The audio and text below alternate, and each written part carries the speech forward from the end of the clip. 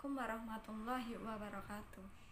Perkenalkan, nama saya Lulu Izzati Rohmaninya dari S1 Farmasi kelas B. Pada video kali ini saya akan menjelaskan mengenai reformulasi dari sediaan salep. Yang pertama yaitu definisi dari salep. Menurut Farmakope Indonesia edisi 3, sediaan salep merupakan sediaan setengah padat berupa massa lunak yang mudah dioleskan dan digunakan untuk pemakaian luar. Kemudian, pada pembuatan salep terdapat 4 macam dasar basis salep, yaitu basis hidrokarbon, basis absorpsi, basis larut air, dan basis emulsi minyak dalam air. Kalau pada basis hidrokarbon, biasanya yang digunakan seperti vaselin. Kemudian, kalau pada basis absorpsi, biasanya yang digunakan seperti cera alba dan juga lanolin anhidrat. Kemudian kalau pada basis larut air, biasanya yang digunakan seperti PEG 400 dan juga PEG 4000. Dan yang terakhir, yaitu pada basis emulsi minyak dalam air, biasanya yang digunakan seperti natrium lauril sulfat dan juga metil paraben. Pada bahan-bahan yang saya sebutkan itu merupakan bagian contoh dari masing-masing basis salep tersebut. Formulasi baku ini diambil dari jurnal dengan judul Formulasi Sediaan Salep Ekstrak Daun Kaktus Pakis Giwang dengan kombinasi basis modifikasi PEG 400 serta aktivitas antibakteri terhadap Staphylococcus epidermis pada tahun 2019 oleh penulis Suherman dan Dewi Isnaini.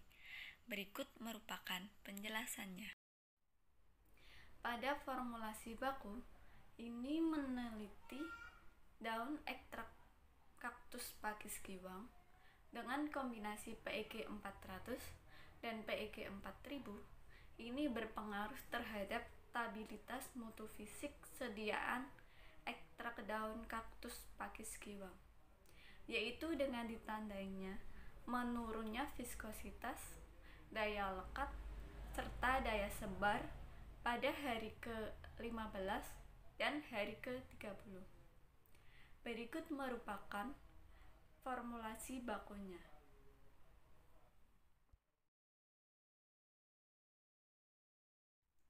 Pada formulasi baku ini menggunakan basis salep larut air. Kemudian dari khasiat masing-masing bahannya, yaitu pada ekstrak daun kaktus pakis giwang sebagai zat aktif, yaitu bisa digunakan untuk menyembuhkan luka pada kulit, seperti halnya luka bakar. Kemudian untuk bahan PEG 400 dan juga PEG 4000 itu sebagai zat tambahan, yaitu sebagai basis salep larut air. Kemudian propil paraben itu sebagai zat tambahan, sebagai zat pengawet, dan juga air suling itu sebagai pelarutnya. Kemudian untuk pengembangan formulasi atau reformulasi ini didapat dari jurnal dengan judul Salep Ekstrak Metanol Daun Sirkaya dengan berbagai variasi oleh penulis Muflihahuna Hediyati Lating. Pada jurnal ini meneliti berbagai salep dengan basis yang bermacam-macam, dan untuk hasil yang memiliki kestabilan optimal lebih unggul yaitu dengan basis salep absorpsi dengan formulasi sebagai berikut.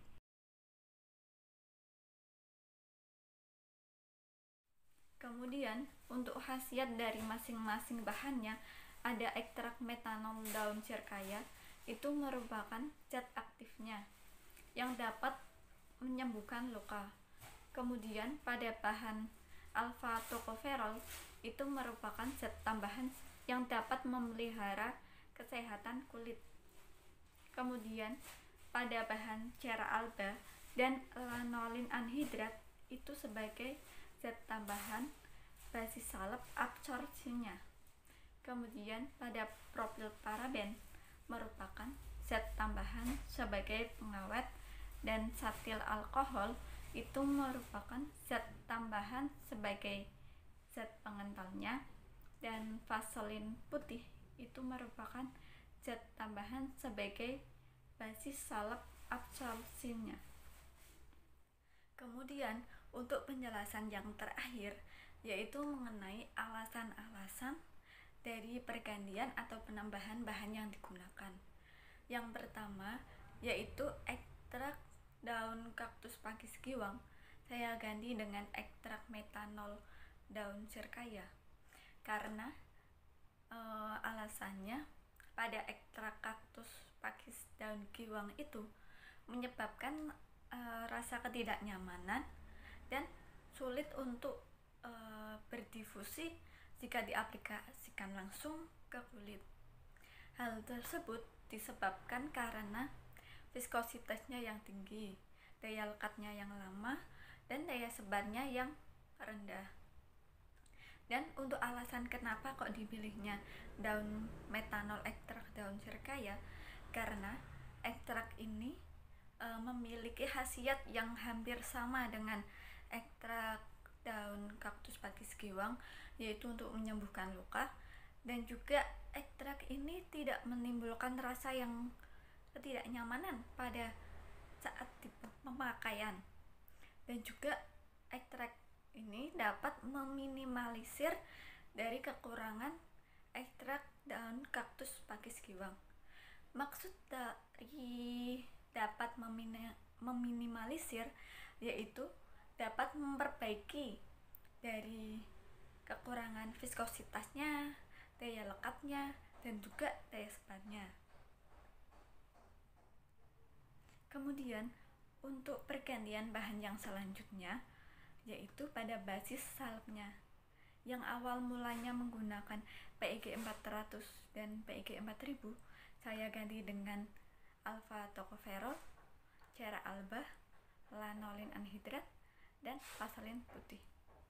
Alasan dari pergantiannya tersebut karena pada awal basis yang digunakan itu merupakan basis larut air, sedangkan saya memilih untuk menggantinya dengan salep basis absorpsi. Alasan dari kenapa saya memilih salep basis absorpsi karena pada jurnal formulasi baku menunjukkan bahwa formulasi dengan salep basis larut air terdapat pemisahan dan penurunan kestabilan pada kesediaan yang ditandai dengan ketidakhomogenan pada sediaannya tersebut. Sedangkan pada salep absorpsi itu menunjukkan hasil yang lebih optimal dari basis yang lainnya. Maka dari hal tersebut dapat meminimalisir kekurangan dari salep basis larut air.